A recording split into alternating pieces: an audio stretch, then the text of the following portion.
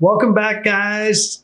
Today we're going to cover one of the trickiest parts of website design. So this is part of our website design series, and we're kind of going to wrap it up with this crescendo and discuss the friction that we all have with dealing with the most important page on our site, the home page. So we're going to unpack that here. Stick with us, and I'm going to tell you how to resolve a lot of the issues that you might be facing.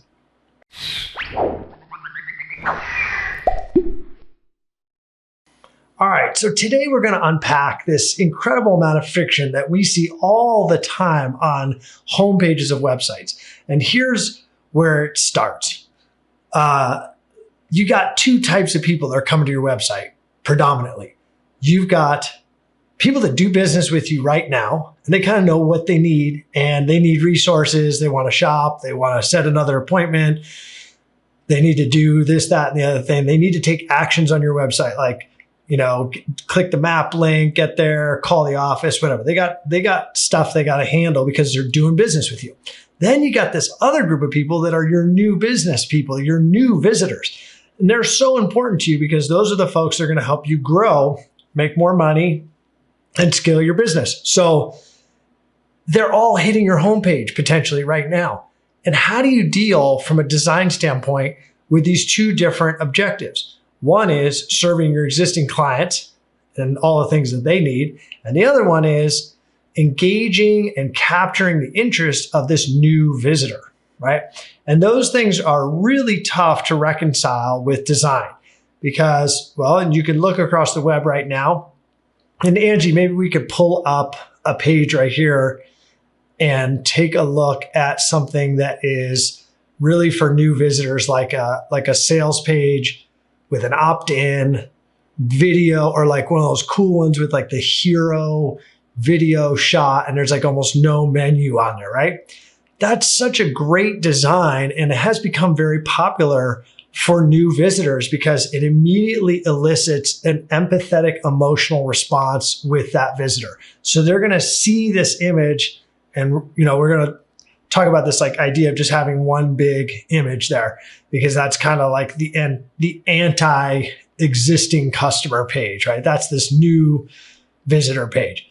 That trend is great for that because it captures this immediate emotional response. They can see maybe your product or see the happy result of somebody who's experienced your service or bought your whatever thing is. And they go, oh, wow, this, that's me, right? So it's like immediately gonna capture them, and then they want to learn more. So they might scroll, okay? But your new customer, like after they've seen that thing like 3 times, your existing customer, after they've seen that thing like 3 times, they're like, dude, I'm done with this. Like I need to get to the thing where I can set an appointment, or I want to just go to the store. I want to buy another gift for my mom or something, right? So they're just like sick of that, but they keep having to go through it because it's dominating your homepage. So you've got, I've kind of set the stage. That's the problem. There's a rub there. So here are your options. And this discussion we're having actually gave birth to an entire industry in website design that's all around landing pages. So you have like sales pages and Unbounce. There's a lot of software or service companies now that just provide these landing page designs, templates, and services so that you have a place to drive new visitors that does just that, engages them in your brand, your service, your product, and sells, so that you could keep your homepage for your existing customers. So it's validated. This problem is validated by the fact that there's plenty of services out there.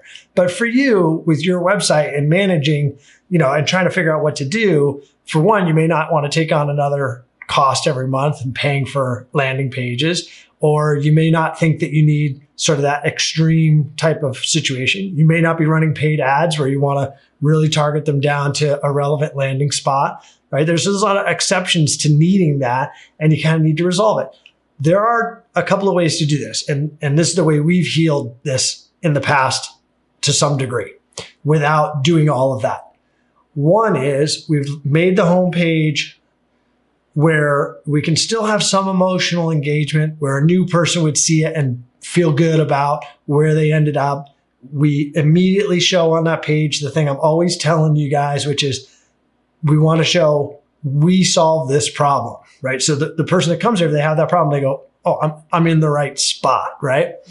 And the other thing that we do to deal with that existing client is we might just put up there client resources or customer resources or shop, right? If you're an e-commerce store, right? Get just the people that want to buy from you, just let them go and buy, right? So don't put up a blockade to the folks that already know where they're going. Like give them that boom where they can go. So that might be login, customer login or something like that. So you can just kind of put that up in the upper right-hand corner, left-hand corner, whatever works on your design, and give people that quick out that want to go there. And then you can do your thing. The other, piece of this is, and so I guess what I'm saying is you can do both, but you've got to allow for it. And then you have to decide which way you're going to slant the needle. Is the page design going to address your existing customers more with some design allowances for new visitors? Or is it going to be more slanted towards new visitors with a little, link out or jump out for your existing customers, right? So you have to determine which way you're going to slant the whole thing. So you can do it that way. The other way to do it is you just say, my homepage is, my business page, and do another landing page where you drive traffic. So for instance, if you're doing like email marketing, put a link on there to a secondary page on your site. You don't have to pay to host another page. You don't have to pay a landing page service for that. You don't have to do anything special. You can just make another page for some promotion that you might be running. Don't land those on your homepage. Land those on something that's relevant to the promotion or offer that you have out. And that might be going out by an organic post on Instagram, some email marketing, a video that you might have made, an event that you might have attended. Doesn't matter. Traffic can come from anywhere, but you might want to decide, this traffic I want to land on this, slash promo, whatever that extra page is. So you can do it that way too. And then you can have your homepage kind of be this homepage thing. The other part of this that, is important to think about too is what do you want them to do, right? And this is one of the things we've talked about in a lot of my videos. And one of the things that we talk to a lot of clients about is really boiling down what the desired action is that you want people to take. And again, you got two people. You got clients, customers. You want them to take some action, buy more, book more, schedule more, whatever that is, spend more. And then you have the new person. What do you want them to do? And in some cases, and this is the thing is in this business, and I think for folks that are trying to get their marketing going for their own business, as an industry, everybody is so focused on clicks. And I want to tell you that I don't want to diminish the value of clicks, because clicks definitely are trackable action, right? I mean, they show their evidence that people are taking action. So there's no doubt they are important. However, if you look at big brand marketing, Walmart's, McDonald's, Coca-Cola, Nike, anything like that, they are as much or more focused on impressions and time on brand. Okay. That's really important to consider also. So how does that relate to your homepage design? Well, one of the things, and we see it in website business, and you have these stats probably on your website, is, well, we want to try to deal with this bounce rate. Like, we don't want the people to come and then go away and jump off, right?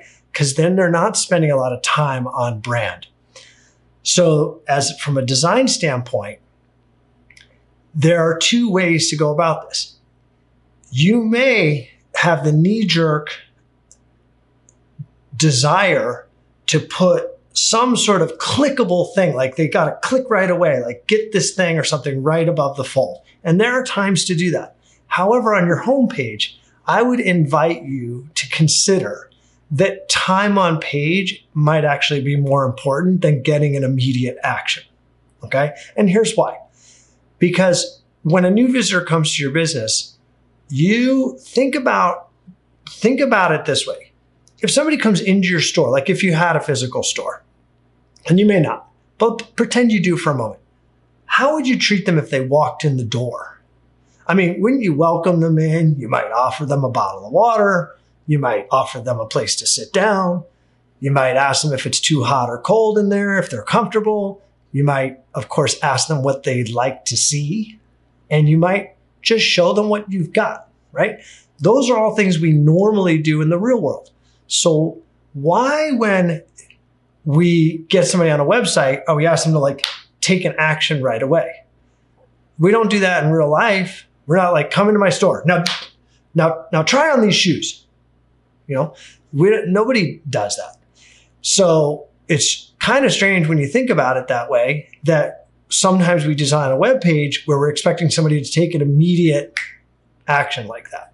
So the antidote, we're kind of where we're headed with this is maybe we might want to take the approach in this design that we want to do that relationship building piece. And the cool way that that's starting to evolve now in design is this kind of long scroller format.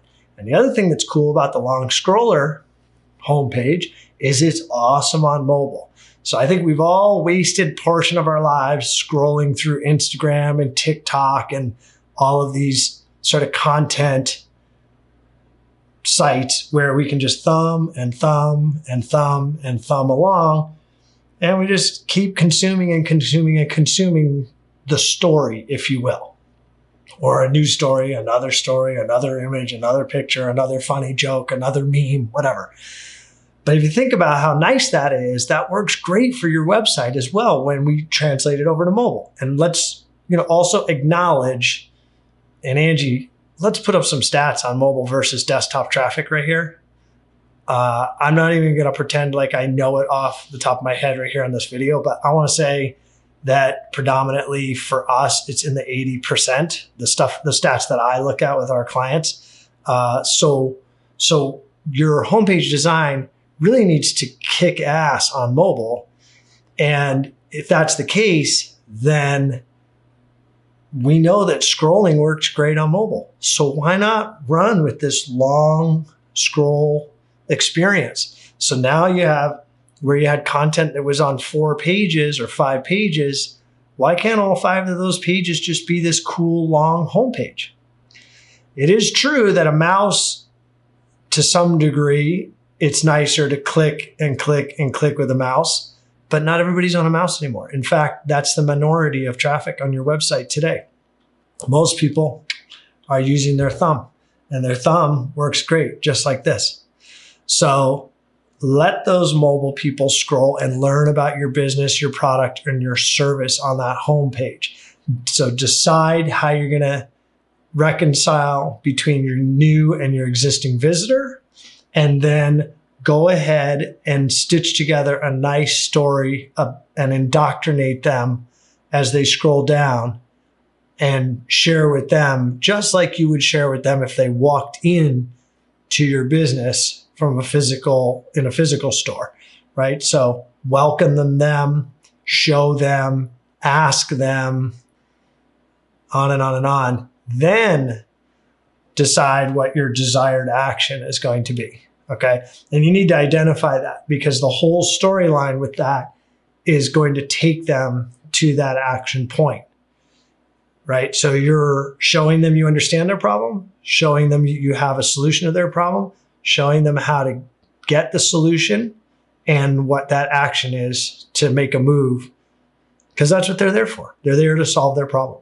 okay? So that's all I'm going to say on homepages. It's tricky business. It's not always easy. You may have to take a couple of different shots at it, and you may just have to acknowledge that you can't reconcile it in the way that you want for your business. So you are going to run sale pages somewhere else, or your homepage is going to be your sales page, and you're going to do a client page or a customer page that is a store or a link in the footer or a resources page or something else, and they'll learn that, and you don't have to worry about that very much. They will learn and they will be there and they will be happy because they know it's for them and they feel like they got behind the velvet rope, okay?